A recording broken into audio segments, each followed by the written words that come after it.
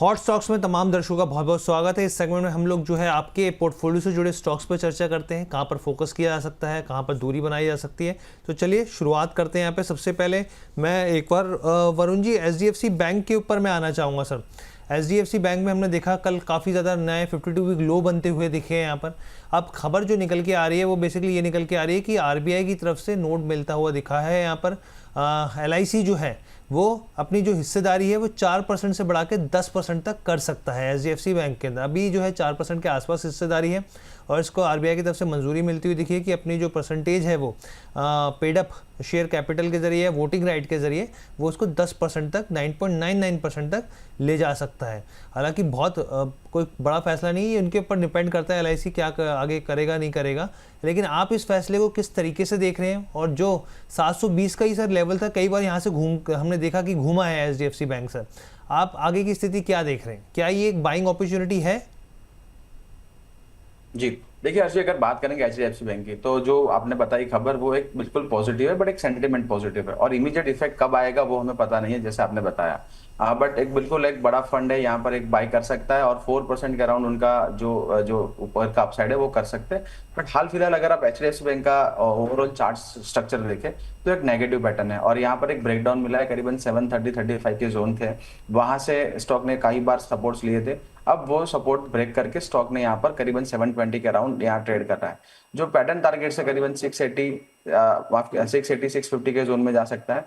यहाँ पर oversold zone है, अगर आवरली चार्ट्स पर आप देखेंगे या डेली चार्ट्स पर तो करीबन काफी एक ओवरसोल्ड टेरिटरी में कारोबार कर रहा है। बिल्कुल यहाँ से डेड कैट बाउंस आ सकता है, but that would be a buying opportunity I doubt, because यहाँ पर अगर आप इंटरमीडिएटली आप देख रहे हैं कि सीधा मोमेंटम मिल जाए, वो नहीं मिलेगा। लॉन्ग टर्म पर्सपेक्टिव से आपके पोर्टफोलियो में आपको शामिल करना है, 2 to 3 ईयर का व्यू है और आपको बैंक पर भरोसा है, कंपनी पर भरोसा है, तब निवेशित रहिए। मोमेंटम ट्रेडिंग के लिए यहाँ पर स्टॉक में अभी कोई भी यहाँ रिवर्सल्स पैटर्न नहीं दिख रहे, बट लॉन्ग टर्म पर्सपेक्टिव से अगर फंडामेंटली देखें तो काफी अच्छे लेवल से और स्लोली एंड स्टेडीली आप यहाँ पर अक्यूमुलेट कर सकते हैं।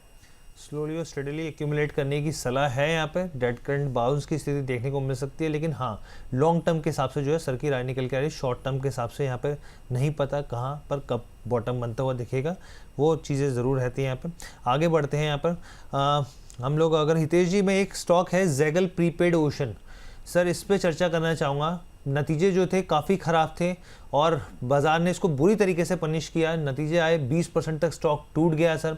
और उसके बाद अब खबर कल निकल के आई कि विजय केडिया जी ने इसमें खरीदारी कर डाली है सर, और उसके बाद स्टॉक जो है वो 11-12% तक चढ़ गया सर। अब मैं आपसे समझना चाह रहा हूँ सर कि कैसे देखा जाए इस स्टॉक को, यहाँ पर कैसे आप इसको टेक्निकल फंडामेंटल कैसे रीड कर रहे हैं? क्या यहाँ पे आम निवेशकों के लिए भी खरीदारी, हालांकि चेज़ नहीं करना चाहिए, वो बात सही है कि जब भी एक ऐसे इन्वेस्टर खरीदारी करते हैं, लेकिन किस किस नज़रिए से इसको देखना चाहिए ज़ैगल प्रीपेड ओशन को? मेरे ख्याल से 2000 करोड़ के आसपास का मार्केट कैप है, शायद कम नहीं का। हर जी, आपने जैसे राइटली कहा, हमें किसी भी प्रकार के बड़े एस इन्वेस्टर को कभी भी क्लोन नहीं करना चाहिए, चाहे वो कोई भी हो। हमें हमें किसी भी प्रकार के स्टॉक या किसी भी स्टॉक में एंटर करने के पहले हमें ये डिटरमाइन होना चाहिए जो कि हम क्यों स्टॉक को बाय कर रहे हैं। और बाय करने से भी ज़्यादा इम्पोर्टेंट है ये समझना जो कि हम अगर उससे एग्जिट कब लेंगे, अगर हमारा जो बेट है या फिर हमारी जो अंडरस्टैंडिंग है या एनालिसिस है वो वर्कआउट ना करे। तो सबसे पहले आपके दर्शकों को ये राय रहेगी जो कि किसी भी प्रकार के बड़े इन्वेस्टर को क्लोन करने की कोशिश ना करें। वो बहुत डीप पॉकेट्स लेकर चलते हैं, तो उस क्लोनिंग से बचे। बट अगर मैं जैगल के टेक्निकल स्ट्रक्चर की बात करूं हर्ष जी, आप सिर्फ कल के 12% के मूव को अगर हटा दें और स्टॉक के ब्रॉड स्ट्रक्चर को देखें तो स्टॉक एक पिछले कुछ समय से एक higher high higher low pattern बनाता हुआ नीचे आया था। बट लेकिन स्टॉक ने 187 185 के बीच में एक अच्छा सपोर्ट एस्टेब्लिश किया था और स्टॉक ने रिसेंटली उस लो को भी तोड़ा है।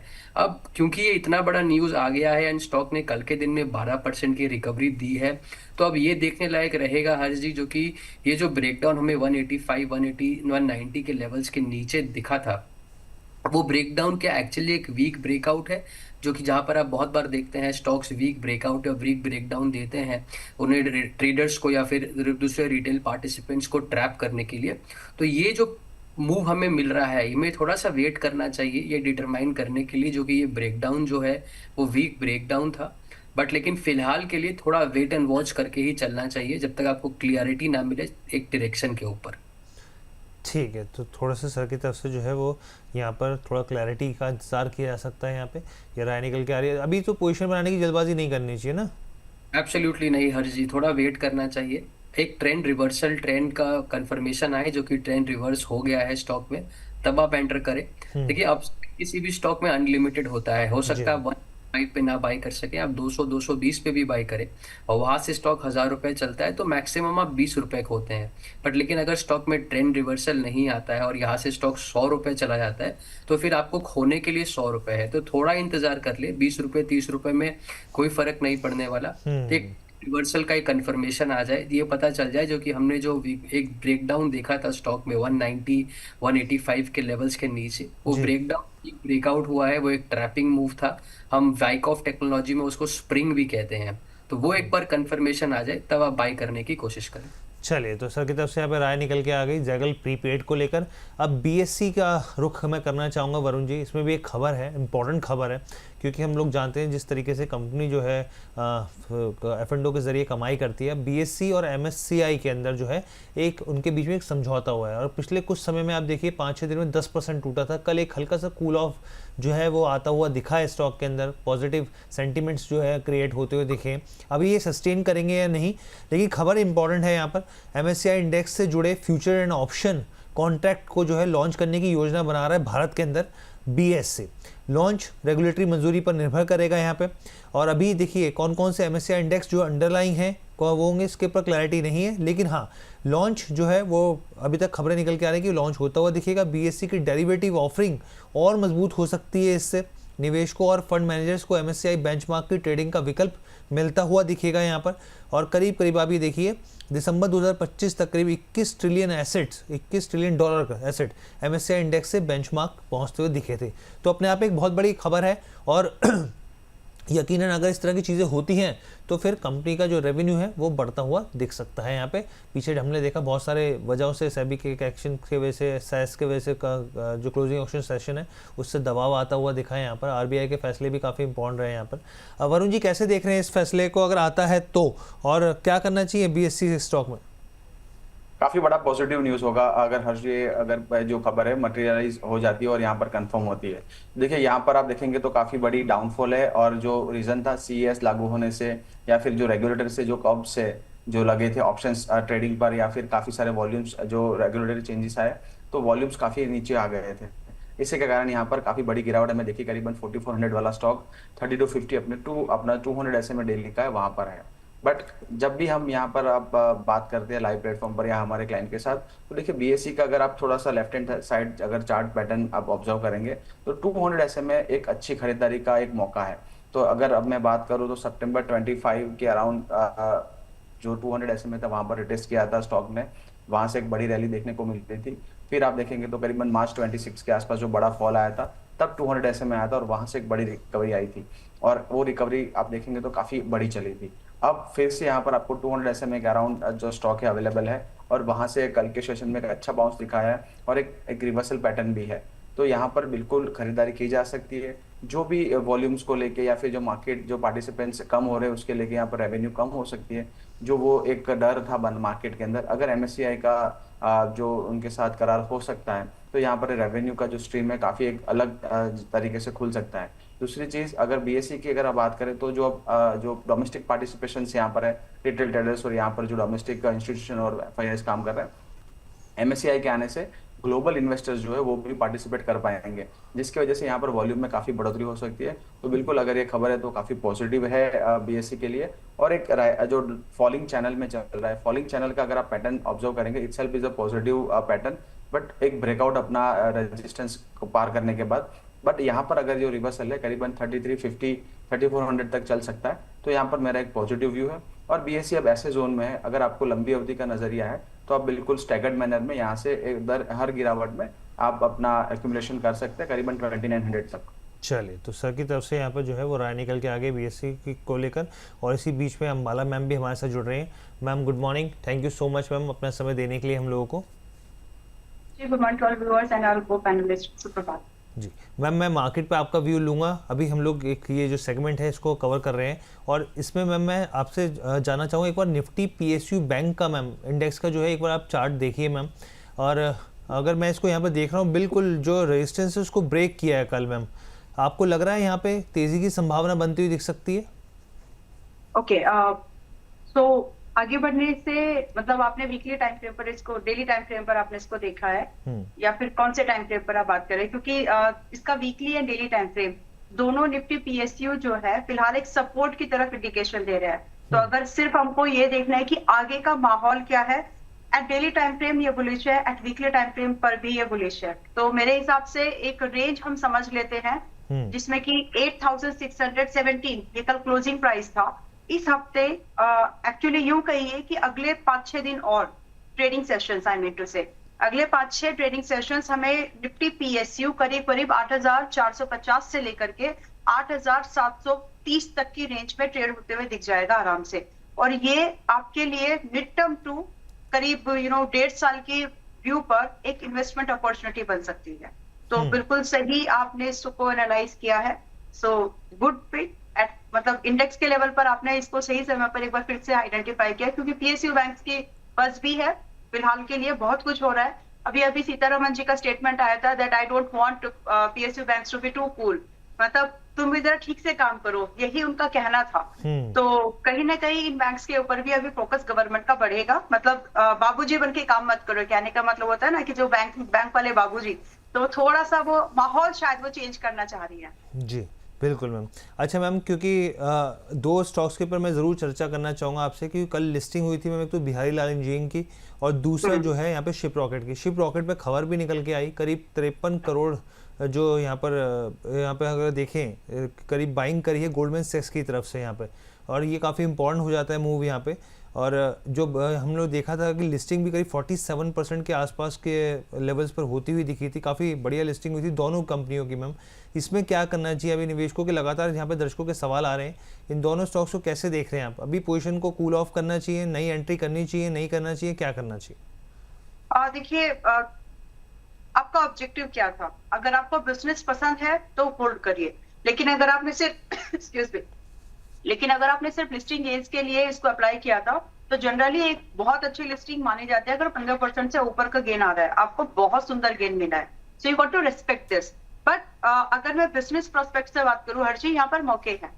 मैं मतलब एक लेवल्स हम लोग डिस्कस कर लेते हैं कि इसके साथ आप पोजीशन को होल्ड कर सकते हैं। खरीदने में थोड़ा सा मुश्किल है क्योंकि अभी ओवरबॉट जोन में चले जाएंगे in terms of valuation, technical chart की बात नहीं हो रही यहाँ पर। तो वैल्यूएशन का डिस्कम्फर्ट आ जाएगा, क्योंकि जब आईपीओ आप डिस्कस करते हैं तो उस समय की जो प्राइस बैंड है वो आपको कंफर्ट देते हैं विद द ऑफर्ड वैल्यूएशन। अगर प्रीमियम लिस्टिंग आपकी 50% ऊपर चलेगी तो वो आप मान लीजिए कि वो कहाँ चली जाती है। इसीलिए थोड़ा सा कूल ऑफ होने दो प्राइस को, तब जाकर कोई फ्रेश एंट्री करिए। अदरवाइज थोड़ा बहुत रिस्क लेना है स्विंग ट्रेड जैसा तो ले सकते हैं, उससे ज्यादा नहीं। सो एक इंपॉर्टेंट सपोर्ट है जो BLEL विच इज बिहारी लाल। तो BLEL में आप अपना स्टॉप लॉस यहाँ पर 450 का लगा करके ही चलिए। ये सेंटीमेंट बेस्ड स्टॉप लॉस रहेगा बिहारी लाल में। तो 500 रुपए के आसपास अगर आज आपको मिल रहा है 480-500, तो आप यहाँ पर 450 का स्टॉप लॉस, मैं फिर से बोल रही हूँ ये सेंटीमेंट बेस्ड स्टॉप लॉस है, तो आप उस स्टॉप लॉस के साथ में 550 से 600 रुपए की तैयारी के लिए इसमें एंट्री बना सकते हैं। शिप रॉकेट भी कुछ वैसा सही है। Business, it's all about business, क्या किस बिजनेस में है, क्या वैल्यूएशन पर आप अपने आप को ऑफर कर रहे हो। तो अभी फिलहाल के लिए 143 पर पिछला सेशन क्लोज हुआ था, लगता है आज कि आज ये 135 से 140 की रेंज में आएगा।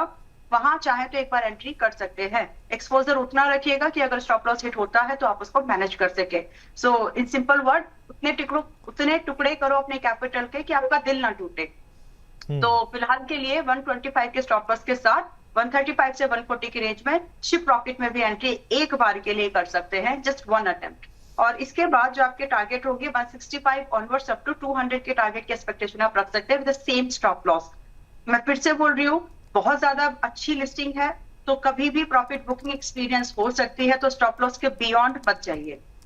ठीक है, तो मैम की तरफ से जो है वो राय निकल कर आ गई है। मैं आऊँगा यहाँ पर एक सवाल के लिए। हितेश जी, आपके पास ग्रेविटा इंडिया को लेकर मेरा एक सवाल है, और हम सब जानते हैं कि कंपनी रिसाइकलिंग पर काफ़ी फोकस्ड है। यहाँ पर रिसाइकलिंग एक्सपेंशन को लेकर कंपनी ने बड़ा कदम उठाया है। यहाँ पे गुजरात प्लांट जो है मुंद्रा में जो है कॉपर रिसाइकलिंग कैपेसिटी बढ़ाती हुई दिखेगी। नई क्षमता 59,200 MTPA तक जो है वो पहुंचती दिख रही है यहाँ पे। कैपेक्स करीब 64 करोड़ का है यहाँ पे। और यहाँ पर अगर हम लोग देखें तो पूरा निवेश जो है यहाँ पर इंटरनल एक्यूरेल्स के ज़रिए किया जाएगा। यहाँ पे कॉपर के साथ दूसरे वैल्यूएबल मिनरल्स को भी कवर किया जाएगा यहाँ पे। तो कंपनी जो है सर अपने रिसाइकलिंग कॉपर, खासतौर पे कॉपर रिसाइकलिंग एक्सपेंशन पर फोकस कर रही है। आप कैसे देख रहे हैं स्टॉक को? हर जी, अगर मैं ग्रेविटा के चार्ट्स की बात करूं तो आप किसी भी प्रकार की न्यूज़ की पॉजिटिव डेवलपमेंट की बात कर ले, बट लेकिन स्टॉक के overall higher time frame charts या फिर मीडियम टर्म चार्ट्स पे वो हाल अभी तक बनता हुआ नहीं दिख रहा है। स्टॉक पिछले कुछ समय से 2025 के बाद से ही एक कंसोलिडेशन में फंसा हुआ है। ऊपर में स्टॉक 1820 1821 के पास का एक रेजिस्टेंस के बीच में है, और नीचे में एक बहुत क्लियर सपोर्ट है जो यहाँ से करंट लेवल से काफ़ी नीचे है, 1300 1320। और अगर मैं इमीडिएट सपोर्ट्स की बात करूं तो 1600 और 1580 के बीच में है। तो स्टॉक एक कंसोलिडेशन में है, कंसोलिडेटिंग स्टॉक है। किसी भी प्रकार का ट्रेंड अभी तक स्टॉक में नहीं है, बट लेकिन अगर मैं ओवरऑल स्ट्रक्चर की बात करूं तो स्टॉक थोड़ा सा ल्यूक्रेटिव बनता हुआ दिख रहा है। अगर स्टॉक में हमें 1850 1860 के ऊपर एक ब्रेकआउट देखने मिलता है, तो फिर 1860 1875 के ऊपर तब हम मान के चल सकते हैं, जो कि स्टॉक में कंसोलिडेशन से एक ट्रेंड रिवर्सल हमें देखने मिल गया है और स्टॉक हायर लेवल्स के तरफ चलने को तैयार है। बट लेकिन जब तक हमें वो ब्रेकआउट नहीं देखने मिलता है हट जी, व्यू ये रहेगी जो कि थोड़ा वेट एंड वॉच का अप्रोच इस्तेमाल करें इस स्टॉक में भी। अभी तक किसी भी प्रकार का मोमेंटम हमको स्टॉक में बनता हुआ नहीं दिख रहा है। कोई मोमेंटम बनता हुआ नहीं दिख रहा है यहाँ पे। सर की जो है वो राय निकल के आ गई है। अब हम लोग जो है, क्योंकि बहुत सारे हमारे दर्शक जो इंतजार कर रहे होते हैं कि कैश मार्केट में हमारे एक्सपर्ट्स क्या राय देंगे, यहाँ पर क्या पिक्स रहेंगे उनके, तो वरुण जी मैं आपके पास आना चाहूँगा। सर क्या पसंद आ रहा है आपको? वरुण जी आवाज़ मिल रही है आपको? हर जी, आपको मेरी आवाज आ रही है? हाँ सर आ रही है, लेकिन आपका फ्रेम जो है वो फ्रीज हो गया आई हाँ, थिंक जी। थोड़ा सा नेट इश्यू है, तो फ्रेम थोड़ा सा आपको मेरी आवाज आपको पहुंच जाएगी। जी देखिए, आज की कैश की अगर बात करें, आपने जो ऐसे बताया, तो कैश सेगमेंट के अंदर मेरी जो पसंद है, जस्ट मिनट में, यहाँ से मेरा थोड़ा नेट इश्यू है जी। जी कैश स्टॉक में सेगमेंट में रहेगा AGI green pack. AGI green pack अगर आप बात करेंगे तो देखिए काफी बड़ा एक फॉल था, और स्टॉक के अंदर करीबन 650 600 के लेवल्स बने थे। वहां से एक अच्छा रिवर्सल है, और जो रिवर्सल है वो अपने 200 एसएमए और अपने जो शॉर्ट टर्म मूविंग एवरेज है वहां पर एक स्टेबल होता दिख रहा है। एक अच्छा बेस फॉर्मेशन है, करीबन 680 के अराउंड के स्टॉप लॉस यहाँ पर मेंटेन कर सकते हैं, 680 675 के।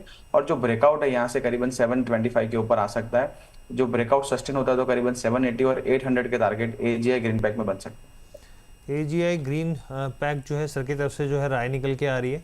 स्टॉक 705 के आसपास है। सर एक बार और रिपीट कर दीजिए ताकि हम लोग स्क्रीन पे दिखा देंगे क्या टारगेट्स आप दे रहे हैं यहाँ पे। 705 के भाव पर है अभी मौजूदा।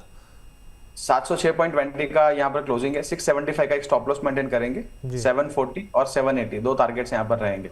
740 और 780 के जो है सर को टारगेट्स यहाँ पर दिख रहे हैं। तो यहाँ पे एजीआई ग्रीन पैक जो है वो स्टॉक निकल के आ रहा है। सर और कोई स्टॉक रहेगा आपके रेडार पे? नहीं, कैश में तो आज एक ही है। एक अच्छे पैटर्न्स बन रहे हैं, यहाँ पर देख रहे हैं कैसा पैटर्न बनेगा। ठीक है मैम। अम्बाला मैम आपको क्या पसंद आ रहा है इस बाजार में? हाँ हर्षित, दो स्टॉक्स है। One is CMR green. तो रिसाइकल बिजनेस अभी बहुत फोकस में रहेगा, चाहे वो किसी भी इंडस्ट्री का क्यों ना हो। तो सीएमआर ग्रीन पर एक मौका है जो कि अभी 213 पर पिछले सेशन में क्लोज हुआ। करीब करीब 200 से 210 इस रेंज में एक बार फिर से अटेम्प्ट कर सकते हैं। मैंने पिछली बार ये स्टॉक रिकमेंडेशन दी थी और 195 का दिया था स्टॉप लॉस। तो अभी भी उसके साथ बने रहिए। हो सके तो स्टॉप लॉस को 190 पर शिफ्ट कर लीजिए, दोज आर होल्डिंग इट।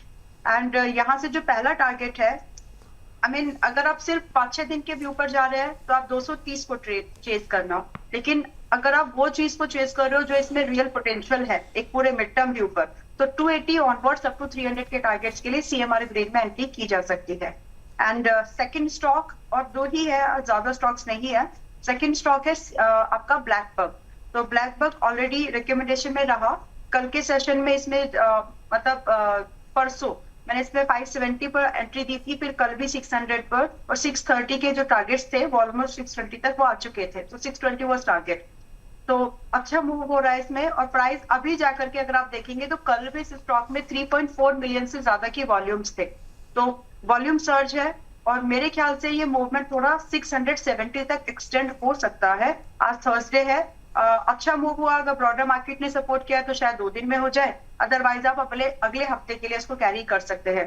तो 670 के लिए ब्लैक बक अभी भी एंट्री कर सकते हैं। स्टॉप लॉस यहाँ पर आपका अब जाएगा, आपकी एंट्री होनी चाहिए 600 से 610 के पास, और आपका जो स्टॉप लॉस होना चाहिए 570 का होना चाहिए यहाँ पर। तो Blackbuck and CMR Green, these are the 2 picks from me today.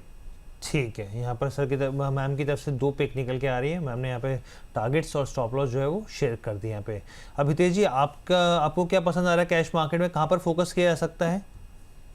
Cash market में अगर बात करूं तो एक स्टॉक है अनंत राज। हर्ष जी, अनंत राज ने पिछले कुछ समय से बहुत अच्छा मूव देखा है। स्टॉक एक higher high higher low pattern बनाता हुआ 400 के पास से आज 630 के पास आके खड़ा है। लगभग 50% मूव स्टॉक में हमें ऑलरेडी देखने मिल चुका है। बट लेकिन अगर आप पिछले कुछ समय से देखेंगे हर्ष जी, तो स्टॉक एक कंसोलिडेशन में फंसा हुआ है। मतलब एक कंसोलिडेशन में फंसा हुआ नहीं है, इतना ज्यादा मूव किसी भी स्टॉक में जब आता है तो आपको एक कंसोलिडेशन दिखे एंड उस कंसोलिडेशन से अगर ब्रेकआउट बनता हुआ दिखे तो फिर आपको उस स्टॉक को जरूर बाय करना चाहिए, स्पेशली जब वो उसके 20 डे एक्सपोनेंशियल मूविंग एवरेज के ऊपर स्टॉक होल्ड कर रहा है। तो अनंत राज एक स्टॉक है जिसमें हमें एक स्विंग ब्रेकआउट उसके 1% डेली रेनको चार्ट्स में अबव मूविंग एवरेज देखने मिल रहा है। तो आप करंट लेवल्स पे अनंत राज को जरूर बाय कर सकते हैं। ध्यान रखें, हमेशा स्टॉप लॉस लगा के ट्रेड करें। तो एक 600 रुपए का स्टॉप लॉस लगा के ट्रेड करें। पहला टारगेट 663 का है, उसके ऊपर 675 680 तक भी स्टॉक जाता हुआ आपको दिख सकता है। तो अनंत राज एक स्टॉक है। दूसरा स्टॉक आशाही इंडिया ग्लास। अगर आप देखेंगे हर्ष जी, तो आशाही इंडिया ग्लास पे भी हालांकि स्टॉक ऑलरेडी काफी ज्यादा चल चुका है, बट लेकिन स्टॉक में हमें आप पिछले वीक हमें एक ओवर द लेवल्स ऑफ 930 935 के ऊपर स्टॉक में एक ब्रेकआउट देखने मिला था। तो उस ब्रेकआउट को कंसिडर करते हुए आप आशाही इंडिया ग्लास को किसी भी डिप में अराउंड द लेवल्स ऑफ 935 940 के बीच में बाय कर सकते हैं, again with a stop loss below 870 to 875। चलिए, तो यहाँ पे देखिए हमारे तीनों गेस्ट की तरफ से यहाँ पे पिक्स आपको निकल के आ गई। सुबह हमने एफ&ओ में सेगमेंट में जो है जो यहाँ पे हमारे जो दर्शकों की डिमांड थी वहाँ पे भी देखिए जानकारी पूरी तरीके से निकल के आ रही है। तो बैक टू बैक यहाँ पर आपको पूरे शो के दौरान कम से कम 10 से 12 तो आराम से प्रेफरेबल पिक जो है हमारे एक्सपर्ट्स की निकल कर आ जाती है यहाँ पे। अब इसके अलावा मैं आऊँगा एक बार वरुण जी आपके पास, आदित्य इन्फोटेक इस शेयर के ऊपर खबर भी है। हम सब जानते हैं CP प्लस के नाम से कैमरेज हैं कंपनी के यहाँ पर, और ये कंपनी जो है 1500 करोड़ रुपए जुटाएगी। इक्विटी शेयर जारी करके फंड का इंतज़ाम कंपनी जो है वो करती हुई दिखेगी, जो खबर निकल के आ रही है। और बोर्ड ऑफ डायरेक्टर्स ने यहाँ पर जो है प्रस्ताव को मंजूरी दी है। पब्लिक इशू QIP से करीब 15,000 करोड़ रुपए जुटाने की तैयारी है। और साफ तौर पे ये जो खबर है यहाँ पे कंपनी जो है फिलहाल फंड जुटाने के ऊपर फोकस कर रही है। सर, कैसे देखा जा रहा है आदित्य इन्फोटेक को? पिछले कुछ समय में जो इन्वेस्टर्स से अच्छा पैसा बना के दिया है सर स्टॉक ने। जी बिल्कुल, आपकी बात सही है। और यहाँ पर जो खबर निकल के आ रही है वो पॉजिटिव खबर है। स्टॉक आप देखेंगे तो एक अच्छा आउट परफॉर्मर रहा है और करीबन 1600 से स्टॉक ने यहाँ पर करीबन 4000 के लेवल्स बनाए थे। बट अगर आप क्लोजली मॉनिटर करेंगे लास्ट 4-5 डेज की एक्टिविटी, तो वहां पर एक बड़ी गिरावट है और विथ वॉल्यूम्स। तो यहाँ पर थोड़ा सा संभल के चलने की कोशिश करेंगे, क्योंकि एक शार्प जो करेक्शन आया है करीबन 4100 से आप देखेंगे तो करीबन 3300 के जोन में चल रहा है। एग्जैक्टली डेली जो सपोर्ट है 3250 3200 उसी जोन में यहाँ पर स्टॉक चल रहा है। अगर क्लोजिंग मिलती है 3200 के नीचे तो यहाँ पर एक बड़ी डाउनसाइड आ सकती है। और जो यहाँ पर अगर आप स्टॉक की अगर चाल आप देखेंगे तो वहां पर गैप छोड़ के जाता है। तो यहाँ पर जो गैप है करीबन 2800 से लेके 3000, तो एक गैप फिल करने जा सकता है स्टॉक। तो अगर आपके पास ऑलरेडी पोजीशन है 3200 का क्लोजिंग बेसिस पे स्टॉप लॉस मेंटेन करिए, या फिर आप नई प्लान करना चाहिए थोड़ा सा वेट एंड वॉच करेंगे। जब तक स्टॉक अपना क्लोजिंग 3400 के ऊपर नहीं देता तब तक यहाँ पर फ्रेश खरीदारी के लिए मेरी यहाँ पर थोड़ा सा वेट एंड वॉच का सलाह रहेगा। चलिए, तो यहाँ पे सर की तरफ से वेट एंड वॉच की सलाह रहेगी। अब माला मैम, मैं बजाज हाउसिंग फाइनेंस के ऊपर आपके पास आना चाहूँगा यहाँ पे। और यहाँ पर हम लोग देख रहे थे मैं पिछले कुछ समय में कि जो पीयर कंपनीज हैं उसके मुकाबले AUM जो रिजल्ट्स आए अभी, तो उसके हिसाब से ठीक ठाक AUM ग्रोथ जो है वो देखने को मिल रही है अब फिलहाल के हिसाब से। क्योंकि पिछले कुछ समय में हमने देखा था कि डाउन प्ले कर रही थी कंपनी काफ़ी ज़्यादा। ऑपरेटिंग लेवरेज जो है वो भी ठीक ठाक होते हुए दिखे हैं। एसेट क्वालिटी में भी सुधार मैम दिख रहा है। आप कैसे देख रहे हैं स्टॉक को? कब ये वापस जो है रिकवरी मोड पर बढ़ता हुआ दिखेगा? हर्षित 30 जुलाई को ना मैंने एक स्टेटमेंट दिया था कि बजाज हाउसिंग फाइनेंस पर हम लोग एक बहुत जल्द बाइंग व्यू देंगे। And thanks to you, short term attempt के लिए तो आज वो दिन बन सकता है, क्योंकि आपका यहाँ पर आज के डेट पे अगर आप इसको 84, 85 इस प्राइस पॉइंट पर एंट्री करते हैं तो आपका स्टॉप लॉस सिर्फ जाएगा यहाँ पर 80 रुपये 80.50, यानी 80 रुपये 50 पैसे के SL पर हमें बहुत ही अच्छा सा रिस्क रिवॉर्ड यहाँ पर अप टू 92 प्राइस के लिए मिल सकता है। और अगर एक बार ये ट्रेड अटेम्प्ट है स्विंग ट्रेड के लिए, और अगर इस बार भी इसने ये सपोर्ट तोड़ा, तो इसके बाद एक बहुत ही वैल्यू बाइंग जोन बन जाता है आपका 75-76 की रेंज पर। तो वहां तो बिल्कुल नहीं छोड़ना चाहिए। तो आज के प्राइस पर मैं तो कन्विंस्ड हूँ कि एक बार स्विंग ट्रेडर्स जो रहते हैं उनको एक बार अटेम्प्ट करना चाहिए। और अगर 92 के ऊपर भी स्टॉक मजबूती से निकल जाता है तो यही स्विंग ट्रेड आपका मिड टर्म इन्वेस्टमेंट में कन्वर्ट भी हो सकता है, क्योंकि इसके बाद मुश्किल होगा 92 के ऊपर सस्टेन होने के बाद मुश्किल होगा इसको 76 वगैरह पर आना। तो एक बार आज 85-84 के प्राइस पर जो पिछली बार क्लोज हुआ है पिछले सेशन में, it should be attempted one. तो एक बार यहाँ पर अटेम्प्ट कर लेना चाहिए। और स्टॉप लॉस छोटा है, टारगेट काफी 1.15 के हिसाब से तो 1.50 के हिसाब से तो बनी रहा है, तो ठीक ठाक रिस्क रिवॉर्ड है, अटेम्प्ट करना चाहिए। ठीक है, तो मैम की तरफ से यहाँ पे जो कि राय निकल कर आ गई है। यहाँ पे आगे बढ़ते हैं हम लोग यहाँ पे, और एक दर्शक का सवाल मैं लेना चाहूँगा यहाँ पे। हितेश जी, रजत जी हैं, NBCC के ऊपर जानना चाह रहे हैं, कह रहे 5000 शेयर हैं 101 रुपये के भाव पर। प्लीज़ सजेस्ट कीजिए सर, क्या किया जा सकता है? दुर्भाग्यपूर्ण है हर्ष जी, आपके जो दर्शक हैं वो काफी ऊपर लेवल पे स्टॉक को बाय कर चुके हैं और अच्छी खासी क्वांटिटी भी ली है उन्होंने, 5000 लगभग शेयर्स ले रखे हैं। बट लेकिन अगर मैं स्टॉक के स्ट्रक्चर की बात करूं या ओवरऑल सेटअप की बात करूं तो स्टॉक एक लोअर हाई लोअर लो पैटर्न बनाता हुआ एक बेरिश क्रॉसओवर भी स्टॉक में हमको देखने मिल रहा है उसके रेनको चार्ट्स पे। तो ओवरऑल सेटअप जो है हर्ष जी काफी ज्यादा प्रॉमिसिंग या फिर ल्यूक्रेटिव नहीं है। तो करंट लेवल्स पर ही थोड़ा सा अगर लॉस बुक करने को तैयार है तो करंट लेवल्स पर ही आपके दर्शक को राय ये रहेगी जो कि इस स्टॉक से एग्जिट करें। आपको ब्रॉडर मार्केट में बहुत ज़्यादा परफॉर्मिंग स्टॉक्स मिल जाएंगे, उनमें प्रवेश करने की कोशिश करें, बट ओवरऑल NBCC का स्ट्रक्चर जो है वो प्रॉमिसिंग नहीं लग रहा है। बिल्कुल, और जैसे हितेश जी कहते बोला कि हर्ष बहुत दुर्भाग्यपूर्ण है। मैंने कहा सर मुझसे क्या गलती हो गई? मुझे भी एकदम से ऐसा लगा, और फिर एकदम से सर ने कहा कि जो आपके दर्शक हैं, तो फिर मैं थोड़ा सा रहा। हाँ मैम, एक हिंदी में हमारे गौरांग सर है, एकदम एक्सपर्ट, एक और आ रहे हैं जी हर्ष जी वरुण सर, बताइए सर प्लीज। मुझे लग रहा है आज वरुण सर का नेटवर्क जो है वो बहुत ज़्यादा हाँ प्रॉब्लम हो रही है यहाँ पर। चलिए, जब तक उनका नेटवर्क दुरुस्त होता है तब तक हम लोग आते हैं माला मैम के पास। मैम, एक और दर्शक हैं यहाँ पर, दीपक अग्रवाल जी, कह रहे हैं कि नमस्कार हर्ष जी। नमस्कार सर आपको। आई हैव गो डिजिट का स्टॉक्स है इनके पास, 1650 शेयर्स हैं 286 के भाव पर। पूछें क्या किया जा सकता है? गो डिजिट अभी 253 के भाव पे चल रहा है मैम। और इनके पास कितने? 200? मैम इनके पास तो 1600 स्टॉक्स है मैम। No price 286 ma'am, 286। ठीक है, तो इनको तो अभी देखिए स्टॉक अभी काफी गिर गया है और थोड़ा सा गिरेगा, करीब 10 से 15 पॉइंट बस, लेकिन इसके बाद इसमें संभल जाएगा। रिकवरी को हिंदी में क्या बोलेंगे? मैम रिकवरी आ जाएगी मतलब वापसी कर लेगा मैम।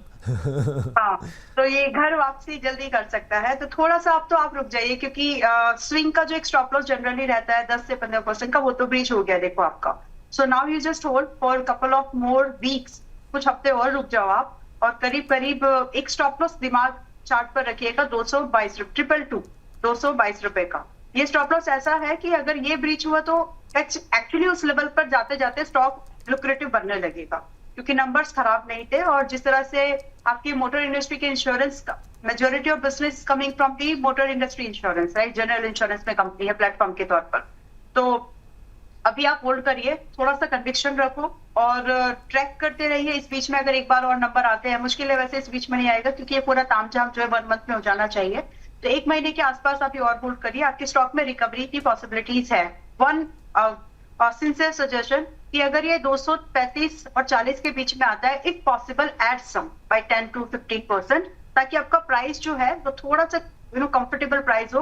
265 तक आपका भाव अगर बन जाता है, 265 255, तो बाय द टाइम ये 300 आएगा आपको प्रॉफिट दिखने लगेगा। तो इन सब चीजों के लिए 1 से 4 महीने का भी लगने वाला। चलिए ठीक है, तो यहाँ पर जो है वो राय निकल के आ रही है मैम के। वरुण जी आपका नेटवर्क कट गया था, कुछ कह रहे थे सर आप? मैं ऐसा बता रहा था सर, देखिए बीइंग गुजराती, हिंदी बोलने में थोड़ा सा मुझे वो डायलेक्ट मेरा है, तो हिंदी इतनी साफ नहीं आती। तो हितेश जी से मैं बोलूंगा थोड़े क्लासेस ले ले, आप नंबर फॉरवर्ड करिए, थोड़ा क्लासेस हिंदी थोड़ा इम्प्रूव हो जाएगी। नहीं सर, बल्कि मैं खुद कोशिश करता हूँ गुजराती थोड़ा सा सीखने की। मैं पीछे गया गुजराती मैं सर सिखा दूंगा, आप मुझे हिंदी सिखा दीजिए थोड़ी। ठीक है सर। केम छो, मजामा छो, मैं कोशिश करता रहता हूँ सर। तुम्हें हमें मराठी, तुम्हें हमें गुजराती सिखा। चलिए बहुत अच्छी बात है। अब हम लोग हाँ चलिए आगे बढ़ते हैं। अपना ठीक है, पूरे भारत में चल जाती है। हाँ मैम ये बात तो है, बड़े खूबसूरत देश है हमारे, बहुत सारी भाषाएं हैं और बहुत मज़ा आता है इस पर चर्चा करके। चलिए अब हम लोग आगे बढ़ते हैं यहाँ पे। एक सवाल वीआई को लेकर अंबाला मैम मैं जानना चाह रहा था आपसे, वीआई पर आपका क्या नज़रिया है वोडाफोन आइडिया को लेकर? बहुत सारे ब्रोकरेज रिपोर्ट हैं, काफ़ी पॉजिटिव दिख रहे हैं, साउंड कर रहे हैं मैम इसके ऊपर। पिछले कुछ समय में सब्सक्राइबर बेस बढ़ा है यहाँ पे, कंपनी के नतीजे बेहतर होते हुए दिखे हैं, कैसा देखना है? आरपू बेहतर हुआ है यहाँ पर?